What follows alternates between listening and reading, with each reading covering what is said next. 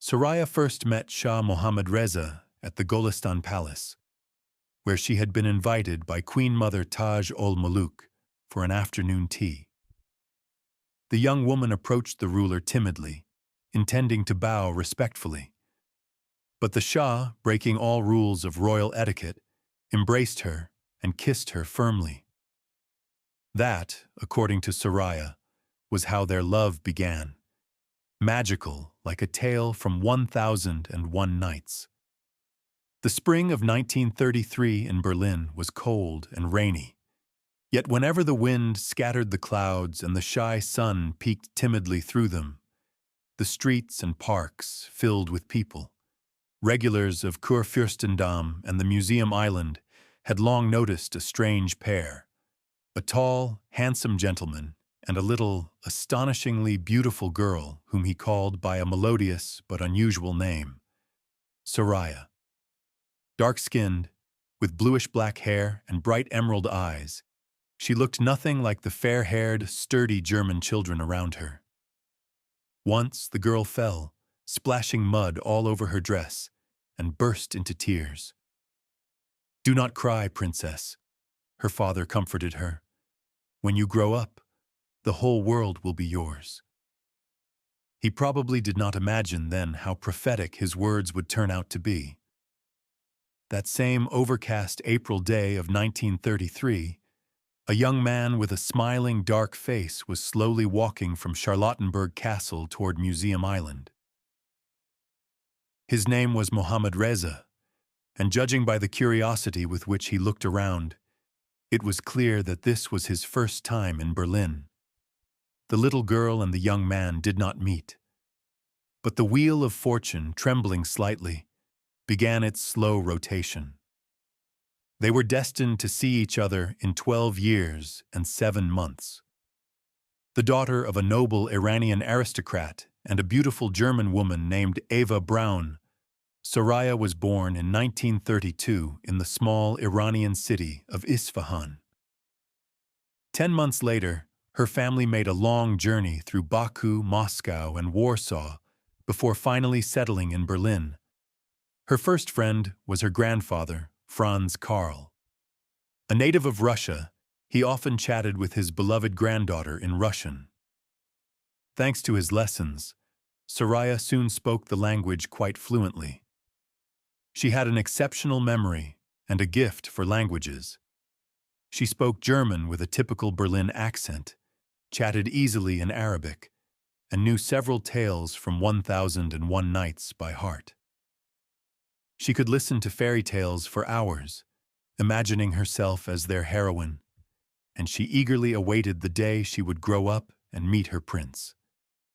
Her father, a descendant of the ancient Persian Bakhtiari clan, forced to emigrate to Berlin after the Iranian coup of 1921, encouraged her romantic dreams.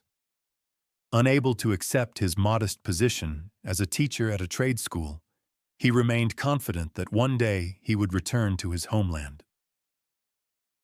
He placed great hopes on his daughter. It was no coincidence that she bore the name Soraya, which in Arabic means 7, a sacred number in Islam. In 1936, as the political situation in Europe grew increasingly tense, the family decided to return to Iran and soon arrived in Isfahan. Soraya did not yet know that she was parting with her second homeland for a long time. The next time she would see Germany, she would already be a queen. That same year, 1936, another return took place.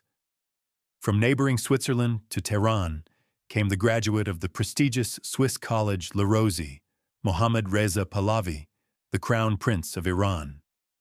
His father, Reza Shah, a dictator and a stern man, tried to raise his son with iron discipline. Yet the sensitive and timid boy resisted the harsh regimen. In the opinion of his mother, Queen Taj ol-Muluk, known at court as the Witch, Mohammad Reza was not the best candidate for the throne. She believed her younger son, Ali Reza, would have made a stronger and more influential ruler. But by right of primogeniture, It was Mohammad Reza who inherited the throne, and no palace intrigue could alter that order. During the crown prince's studies abroad, Tehran had changed noticeably. The spirit of Europe had taken root in the capital. Having developed a taste for bars and clubs in the West, Mohammad Reza returned home to find that he would not be bored there either. Night spots abounded on every corner. He showed such absolute unwillingness to engage in state affairs that the Shah gave him no serious responsibilities and enrolled him in the Air Force Academy. Within a few months, the prince had gained a reputation as a playboy. Yet his carefree bachelor life was soon interrupted. The Shah decided it was time to marry off his wayward son, and he went about it, as Mohammad Reza would later recall, with his characteristic directness and determination, qualities more suited to solving engineering problems than matters of the heart. The Shah's choice fell on the 17-year-old sister of King Farouk of Egypt. The wedding between the prince and Princess Fawzia took place in the spring of 1939. In August 1941, Reza Shah fled to South Africa. Overnight, the 22-year-old crown prince, who had expected to enjoy at least another decade of leisure, became the new Shah of Iran. However, even as Shah, Mohammad Reza showed little interest in politics. What truly captivated him were women, lively company, and endless parties. Fawzia was well aware of her husband's affairs. At last, the proud queen's pride could bear it no longer. In 1947, forced to leave her daughter Shahnaz behind, she returned to Cairo, never to see her unfaithful husband again. 3 years later, the Queen Mother resolved once more to find a wife for her son. A lady of the court showed Taj ol-Muluk photographs of her niece, none other than Soraya. The Shah's mother was so taken by the young woman that she immediately sent her daughter Shams to London, where Soraya was living at the time. The princess was enchanted by her. The two became inseparable, and within days they traveled together to Paris, where, as journalists reported, they visited the most luxurious boutiques and fashion houses. No one doubted that the wedding was imminent. Newspapers were filled with headlines, "A new queen for Iran." Many years later, Soraya would tell the German journalist Walter Krauss how her childhood dream had come true. Yet fate, which until then had played the role of a matchmaker, suddenly rebelled. The wedding date had been set for the 27th of December, 1950.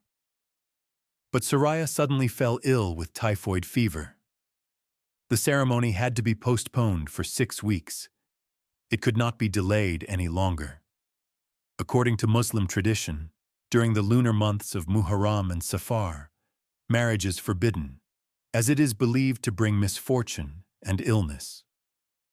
Therefore, the wedding was rescheduled for the 12th of February, 1951, although doctors warned that Soraya was still too weak and might not recover in time.